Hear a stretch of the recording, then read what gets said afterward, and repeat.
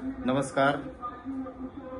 महाराष्ट्राच्या राजकारणात गेल्या 40-50 वर्षापासून जयंत राजाराम पाटील या कुटुंबाने जे या महाराष्ट्रासाठी योगदान दिलंय, योगदान पाहता आम्हीच नव्हे पण महाराष्ट्रातील कानाकोपऱ्यातील जनता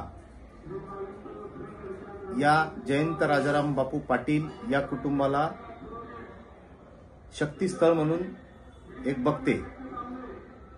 आणि गोप्या पडोळकर सारख्या देवाभाऊंच्या टीम मधील एका वाचाळवीराला असभ्य वर्तन करत असताना वारंवार माफी दिली जाते. मग कदाचित तुम्हीच यांना प्रोत्साहन देता की काय, असा प्रश्न आमच्यासारख्या युवकांना त्या ठिकाणी निर्माण होतो. देवाभाऊ, आपल्याला मी याद्वारे सूचित करू इच्छितो की आमचा पक्ष हा सुसंस्कृत पक्ष आहे. आमच्यावर आदरणीय शरदचंद्रजी पवार साहेबांचे संस्कार आहेत.